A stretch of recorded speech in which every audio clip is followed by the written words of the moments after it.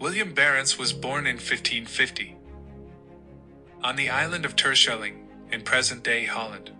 He was a famous navigator, cartographer, and Arctic explorer. Willem was one of the first to discover and explore the Arctic during his 3 expeditions. The Barents Sea was even named in his honor.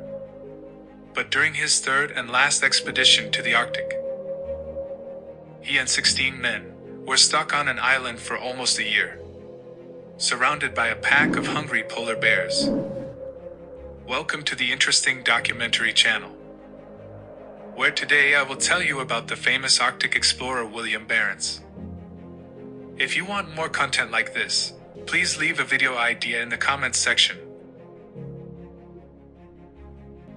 In 1592, the Dutchman, Jan Linschoten, who at that time was working as the Archbishop's secretary in India, published the book Itinerario, which for the first time presented detailed maps of trips to India. This greatly stimulated Dutch interest in the East. At that time, the Portuguese had a monopoly on trade with the East Indies.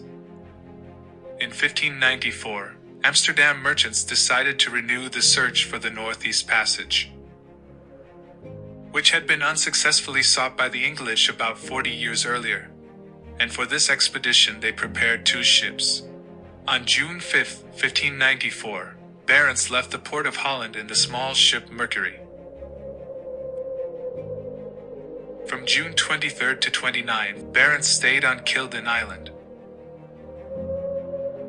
On July 9th, the crew encountered a polar bear for the first time. Polar bear was shot with a musket. The sailors decided to catch another bear, hoping to take it to Holland. However, after being tied up and brought on board, the bear went on a rampage and killed several sailors, so it was decided to shoot the bear. They later discovered the Orange Islands, where the crew came across a herd of approximately 200 walruses and tried to kill them with hatchets. But when they realized the task was more difficult than they imagined, they left with only a few walrus tusks. Barentsz reached the west coast of the new land and followed it north, until finally he was forced to turn back because of the cooling weather and the danger of icebergs. Although they did not reach their final destination, the trip was considered a success. In the following year, Prince Maurice of Holland, having heard of Barentz's previous voyage, and he appointed him commander-in-chief of the new expedition, which was accompanied by 6 more merchant ships, loaded with various goods. It was believed that a passage to the northeast would be found. On June 2, 1595, the journey took place between the coast of Siberia and the island of voyage. On August 30th, a flotilla of ships spotted a group of about 20 local men, with whom they could communicate because one of the crews spoke their language. On September 4th, a small crew was sent to one of the islands to search for crystals that had been spotted earlier. There they were attacked by a polar bear. 2 sailors were killed. Eventually, the expedition turned back upon discovering that unexpected weather had left the Kara Sea frozen. This expedition was largely considered a failure.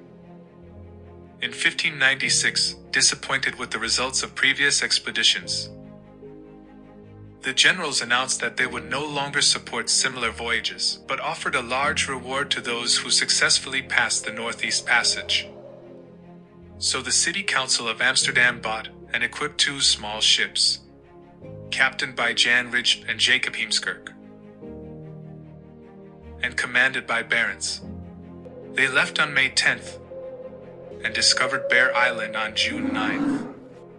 They discovered Spitsbergen on the 17th of June, sailing along the northwest coast.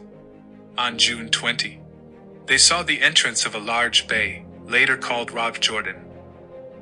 On June 21st, they established themselves between Cloven Cliff and Vogelsang, where they set up a post.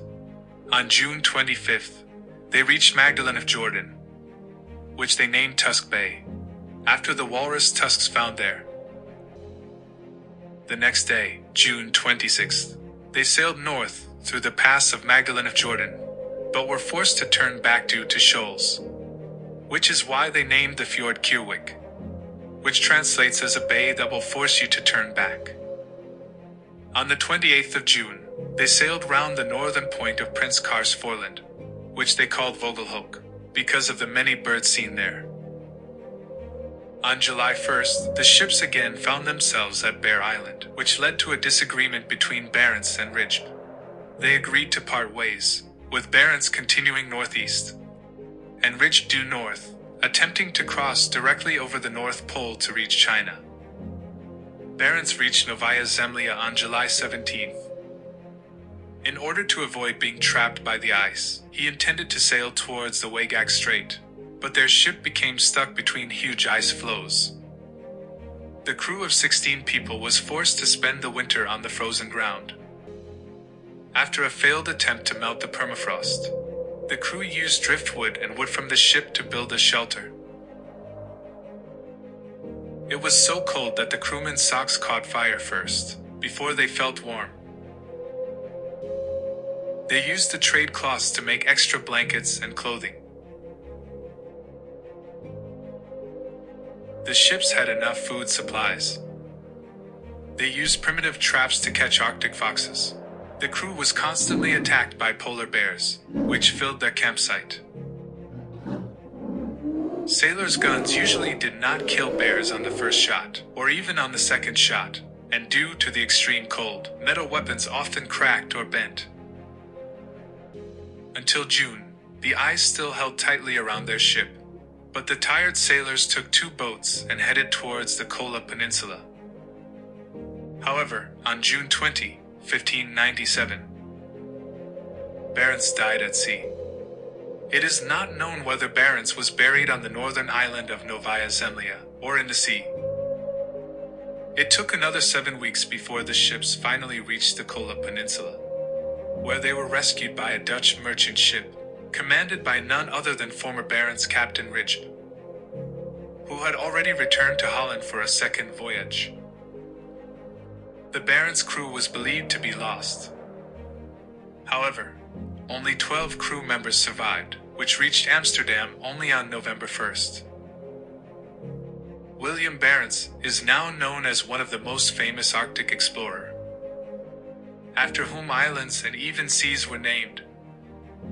Thank you for watching, and see you in the next video of the interesting documentary.